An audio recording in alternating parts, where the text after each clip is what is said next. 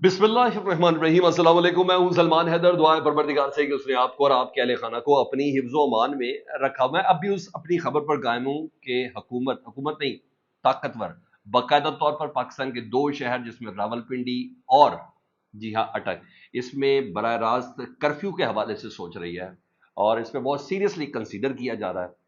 लेकिन कुछ सियासी मामला अगली जगह पे चल रहे हैं, मैं आपको बता रहा हूं, क्योंकि ये कर्फ्यू से मुराद ये है कि जहां कोई बंदा बाहर नहीं निकल सकेगा।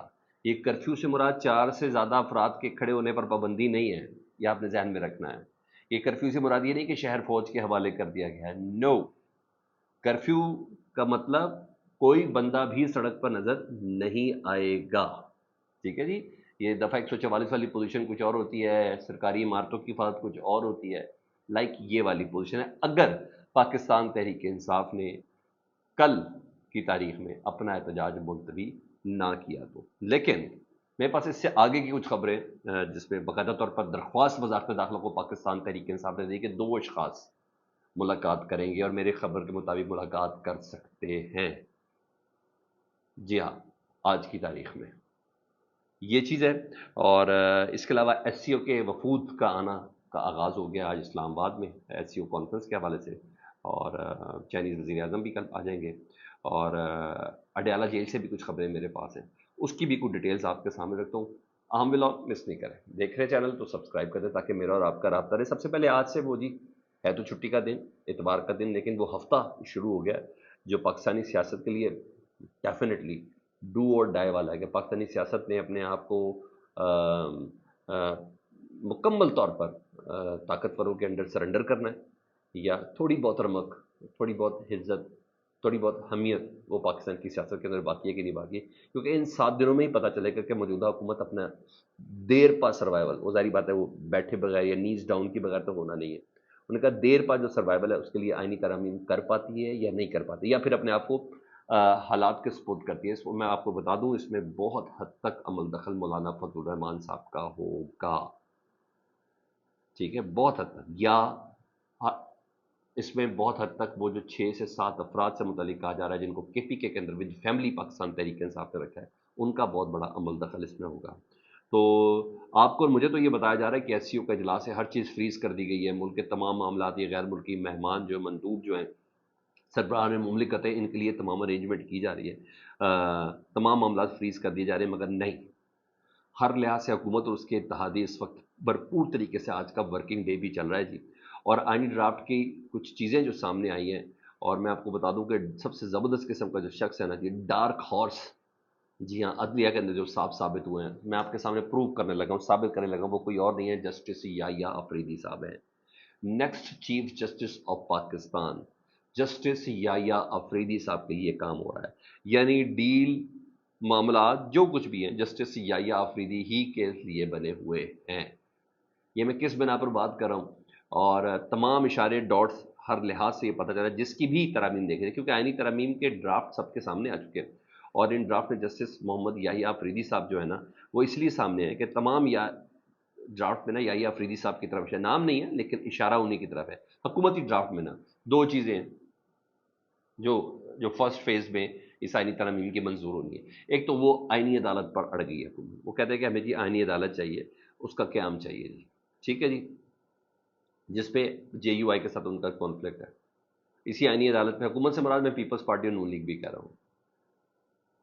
एक तो ये, दूसरा चीफ जस्टिस के लिए टॉप 3 जजेस, जिस तरह आर्मी चीफ के लिए टॉप सीनियर मोस्ट 3 जनरल्स में से किसी एक का तयन करना होता है ना जी, इस तरह अब चीफ जस्टिस के लिए भी टॉप 3 सीनियर 3 जजेस में से किसी एक जज का तयन किया जाएगा जी, हुकूमती ड्राफ्ट के मुताबिक। और टॉप 3 सीनियर जज में एक को पार्लिमानी कमेटी जो है ना वो अपॉइंट करेगी, यह हुकूमती ड्राफ्ट में, यानी पार्लियामानी कमेटी 3 टॉप के जजेस होंगे, उसमें से किसी एक को अपॉइंट करेगी। मतलब जनाब, काजी फाइज ईसा साहब के बाद टॉप 3 जज कौन है? जस्टिस मंसूर अली शाह साहब। उसके बाद टॉप का जज कौन है? जस्टिस मुनीब अख्तर साहब। उसके बाद टॉप का जज कौन है? वो है जस्टिस याहिया अफरीदी साहब। अब जस्टिस मंसूर अली शाह साहब, आपको पता है वो तो किसी तौर पर भी पसंदीदा नाम नहीं है। और उसके बाद है जस्टिस मुनीब अख्तर साहब, उनके फैसलों की वजह से ही उनकी प्रैक्टिस एंड प्रोसीजर कमेटी से छुट्टी हुई। पूरे का पूरा सदारती ऑर्डिनेंस जिस शख्स के लिए बना था ना, وہ جسٹس منیب اختر کے لیے بنا تھا، اس لیے ان کو پریکٹس اینڈ پروسیجر کمیٹی سے نکالا گیا تھا، اس لیے چیف جسٹس قاضی فائز صاحب نے ان کی ذات پر حملے کیے تھے، اس بندے کا اخلاق صحیح نہیں ہے، اس کا کانڈکٹ صحیح نہیں ہے، یہ بدتمیز ہے، یہ درست بولتا ہے، یہ تمام چیزیں بولتی ہے۔ تو جسٹس منیب اختر سے آپ نفرت کا عالم چیک کر لیں، ناپسندیدگی کا عالم چیک کر لیں۔ جسٹس منصور علی شاہ صاحب کا تو مخصوص نشستیں والا معاملہ سمجھ میں آیا ہی آیا، حالانکہ وہ کبھی بھی طاقتوروں کے ساتھ نہیں، وہ اپنے اپنے حدود اور قیود کو بہت اچھے سے جانتے ہیں، لیکن حکومت کو بس اس بات کا اندازہ ہو چکا ہے۔ تو آخری بچ گئے جسٹس یحییٰ آفریدی صاحب، ٹھیک ہے جی، جس بندے کے لیے یہ ساری سٹیج سجائی گئی ہے، مطلب حکومت جس جج پہ کر رہی ہے وہ تمام کا تمام یہ ہے۔ اچھا، یہ وہی جج ہے جنہوں نے پاکستان تحریک انصاف کے وکیل کو بھی 63A کے کیس میں کہا تھا کہ تھوڑی بہت جو آپ کے سے ہمدردی تھی نا وہ بھی ختم ہو گئی۔ یہ وہ والے جج صاحب ہیں، اگر آپ کو تعارف نہیں ہے تو جسٹس یحییٰ آفریدی صاحب کا جو تعلق ہے نا وہ کے پی کے سے ہے، اور مولانا فضل الرحمان کی صاحب کی یہ خواہش ہے کہ کے پی کے سے اس باری چیف جسٹس کو آنا چاہیے، اور تو آپ دیکھ لیں یہاں اس نام پہ ایک انڈرسٹینڈنگ کا معاملہ ہے، ادھر سے ہونا چاہیے۔ اور جے یو آئی کے ڈرافٹ میں بولوں تو آئینی عدالت کو وہ مسترد کرتے ہیں اور انہیں کا آئینی بینچ بنایا جائے اور جو چیف جسٹس کے انڈر کام کرے نا، یہ تو ایک شرط ہے جس پہ وہ پرنسپل سٹانس کھڑا ہے، جس پہ پاکستان تحریک صاحب کہتے ہیں کہ انہوں نے قوم کو بچا لیا۔ لیکن جے یو آئی کے ڈرافٹ میں آئینی عدالت والا جو معاملہ ہے نا اس کو انہوں نے کسی طور پر انہوں نے کہا نہیں کہ ایک عدد بینچ بنایا جائے جو چیف جسٹس کے اندر کام کرے، کیونکہ اس ڈرافٹ کو تیار کرنے میں کامران مرتضیٰ صاحب تھے، سینیٹر کامران مرتضیٰ صاحب، ان کے مطابق کہ صرف 150 آئینی مقدمات ہیں اور اس کے لیے 1 ارب روپے کی لاگت سے ایک پوری آئینی عدالت بنا دی جائے، یہ عیاشی کے زمرے میں ہے، انہیں ایک قوم یہ عیاشی افورڈ نہیں کر سکتی۔ اچھا، یہاں تو یہ پتہ چل گیا اگر حکومت اپنے پلان پر عمل نہ کر سکے، نہ کروا سکے، تو اس کو ڈیفینیٹلی مولانا فضل الرحمان صاحب کے پلان پر، اس کے ڈرافٹ کے اوپر عمل کرنا ہوگا، اور اس ڈرافٹ میں جسٹس منصور علی شاہ صاحب سے جان چھڑائی جا سکتی ہے۔ حکومت کہے گی جی چلے آپ کے لیے ہم آئینی عدالت نہیں بناتے، ہم آپ کے لیے آئینی بینچ بنا دیتے ہیں، تو سر ہماری یہ بات تو مان لینا کہ 3 سینئر ترین ججز میں سے کسی ایک کا تعین پارلیمانی کمیٹی کرتا ہے کہ پارلیمنٹ کے ہاتھ میں رہے، تو اس صورت میں جسٹس منصور علی شاہ، جسٹس منیب اختر صاحب فارغ، اور کون آئے گا جی؟ جناب کوئی اور نہیں، جسٹس جمال مندوف، جسٹس یحییٰ آفریدی صاحب، وہ سامنے آئیں گے جی، اور یعنی ہر طرف سے ڈاٹس ان کے ساتھ ہی جڑتے ہوئے نظر آ رہے ہیں، اور کوئی شک نہیں کہ مولانا فضل الرحمان صاحب اور حکومت میں اس میں اتفاق ہو سکتا ہے، یہ میں آپ کو خبر دے رہا ہوں سر، یہ میں آپ کو باقاعدہ طور پر خبر دے رہا ہوں کہ جسٹس یحییٰ آفریدی پر اتفاق ہو سکتا ہے نیکسٹ چیف جسٹس کے اوپر۔ ہاں، اچھا اس کے کہ وہ جو ہمارے ایک بڑے زبردست قسم کے صاحب ہیں، سینئر صاحب کے نور لکھے، ہم ان کو بڑا خوش آمدی بھی تصور کرتے ہیں، صالح ظفر، ان کے مطابق اگلے اتوار تک آئینی ترمیم ہو چکی ہوگی، اور گورنمنٹ یہ چاہ رہی ہے، اگر یہ نہیں ہوا تو بڑے تلخ قسم کے پلان بھی بن سکتے ہیں، وہ کیا ہے، وہ ایک سرٹن ڈیٹیل ہے، اس پہ میری سمجھ میں کچھ بھی نہیں آ رہا کہ وہ یہ کریں گے۔ اب خبر جو ہے مین میری وہ ہے پاکستان تحریک انصاف کے باضابطہ طور پر اس درخواست کا، پاکستان تحریک انصاف نے باضابطہ طور پر وزارت داخلہ کو درخواست دی ہے کہ ہمیں عمران خان صاحب سے ڈیالہ جیل میں ملاقات کرائی جائے، اور 2 اشخاص کا نام لیا، ایک ہیں بیرسٹر گوہر صاحب اور دوسرے ہیں صاحبزادہ حامد رضا، ان دونوں سے عمران خان صاحب کی ملاقات کرائی جائے، اور وہ کہتے ہیں کہ 3 اکتوبر سے عمران خان سے اب تک کسی کی ملاقات نہیں، نہ ہمیں ان کی خیریت کا پتہ، نہ ہمیں ان کی صحت کا پتہ، نہ ہم کوئی بات کر سکیں، ہمیں فوری اجازت دی جائے۔ اور مجھے ایسا لگتا ہے کہ یہ درخواست ایک سرٹن انڈرسٹینڈنگ میں، اس میں گنڈا پور فیکٹر ضرور شامل ہوگا جو محسن نقوی صاحب کے ساتھ بات چیت میں ہوگا۔ اس کا تعلق یہ آپ شہباز شریف سے نہیں لیں، اس کا تعلق آپ وزیر دفاع سے نہیں لینا، آپ نے اس کا تعلق آپ نے دانیال چودھری صاحب سے نہیں لینا، اس کا تعلق قطن عطا تارٹ صاحب سے نہیں ہے، اس کا تعلق قطن عظمہ بخاری صاحبہ سے نہیں ہے، پلیز اس کو ذرا کلیئر رکھیں، جتنے میں نے نام بتائے حکومت اتنی ہی معذور ہے۔ تو میرے پاس جو خبر ہے وہ اتنی ذریعہ اتنا کنفرم ہے کہ وہ کہتا ہے کہ ایک سڈن انڈرسٹینڈنگ سے درخواست دی گئی ہے تاکہ